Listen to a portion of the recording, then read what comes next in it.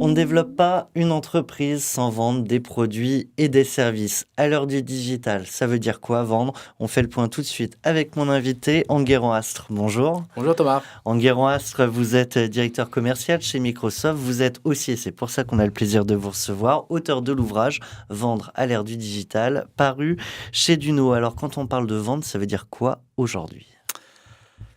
Eh bien, la réponse, elle est double. La première, c'est il y a une permanence dans la vente. C'est-à-dire, grosso modo, on vend aujourd'hui, l'acte de vente est assez semblable de ce qu'on pouvait faire il y a 2000 ans. C'est toujours une relation avec un client, c'est toujours une satisfaction, c'est toujours un produit qu'on essaye de vendre en fonction de caractéristiques. En revanche, c'est vrai que l'apparition des plateformes web, l'apparition de beaucoup d'acteurs, de beaucoup de multitudes, fait que ça a beaucoup révolutionné quand même le métier de la vente. Donc on parle de nouveaux outils. On parle de nouveaux outils, bien entendu. Tout le monde maintenant commence à être familier ou commence à devenir familier avec le social selling. Donc, comment avoir cette interaction avec le web, avec tout ce qui est donc ces plateformes sociales.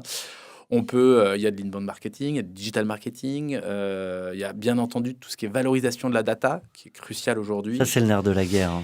C'est le nerf de la guerre. Il y a aujourd'hui un gisement de richesse qui est hallucinant avec la data, qui a été fortement capté par des Google, par des Microsoft, par des Twitter, qui est pas assez capté par le monde commercial.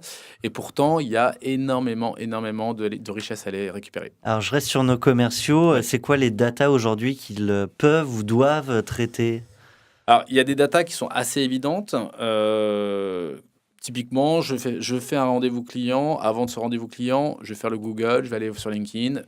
Donc c'est un réflexe maintenant que beaucoup de personnes ont et ça permet en effet de voir ce qu'a dit cette personne sur les réseaux sociaux, qui il est, quelle école, à quoi elle s'intéresse. C'est quoi ses projets? Exactement. Donc ça a un double avantage. Vous arrivez en rendez-vous, vous avez l'air un peu moins bête parce que vous pouvez faire l'accroche qui va bien. Et puis si vous voulez aller directement un peu dans ce qui peut intéresser cette personne, vous avez la capacité. Ça, c'est un premier point. Le deuxième point, c'est qu'on a aussi beaucoup de données qu'on peut traiter, et très facilement.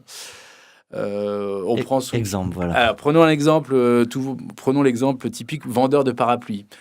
Avant, le vendeur de parapluie, en effet, il vendait ses parapluies un peu comme un objet. Donc, aujourd'hui, il va pouvoir mixer, bien entendu, les données de climat, les gens qui vont venir, énormément de données qu'on peut récolter. Et donc, bien entendu, cet exemple un peu bateau montre que il a la potentialité maintenant de vraiment affiner son acte de vente en fonction de données. Et donc gérer ses promotions aussi en fonction. Gérer son effort, etc.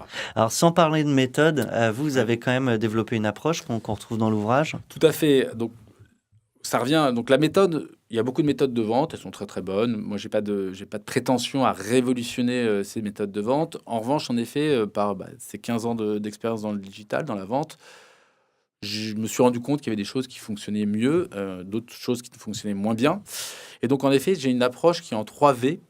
Le premier V pour un V qui veut dire vision. Aujourd'hui, sans vision, il est très, très, très compliqué d'émerger de cette multitude.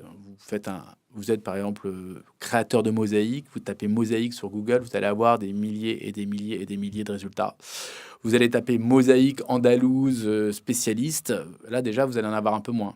Donc c'est la vision qu'on peut avoir, par exemple, en l'occurrence de la mosaïque. Qu'est-ce qu'on a à dire sur la mosaïque qui va faire la différence? Et après, quand vous allez être vu par quelqu'un et que vous avez une vraie vision, vous dites, voilà, moi je le fais parce que, etc., vous racontez une histoire, donc tout ça devient de l'acte de vente, vous avez une potentialité d'accrocher le client qui est beaucoup plus forte. Il y a un deuxième V, tout est en V de toute manière. Il y en a un deuxième. Le deuxième V, c'est la vertu. La vertu pour une vertu d'organisation, c'est-à-dire faire les choses de manière très simple. On est dans un monde qui est compliqué, complexe, et cette réponse, souvent, alors dans les grandes entreprises, c'est très clair, ça l'est aussi maintenant dans les plus petites entreprises, c'est la complexification. On fait les choses beaucoup de manière très, très compliquée. Et pour vendre, il faut que ça soit simple. Le client a envie que ça soit simple, parce qu'il n'a pas envie d'avoir des choses compliquées à signer, qu'on lui explique. Et vous, en interne, vous avez besoin de simplicité pour être véloce, pour ne pas être dans les lourdeurs des processus. Et puis ça va plus vite de signer quand c'est Et simple. ça va plus vite, le closing. Aussi. Et il y a un dernier V. La victoire. Donc la victoire, Ça, grosso c'est la modo, finalité. La finalité, hein, le commercial, il est là pour closer, il est pas là pour, il est vraiment là pour vendre. Et donc, ce dont on se rend compte, c'est qu'aujourd'hui, toutes les entreprises, petites, grandes, les entreprises, on est sur un cycle de vente qui est assez bien déterminé. Donc, c'est les CRM qu'on connaît tous.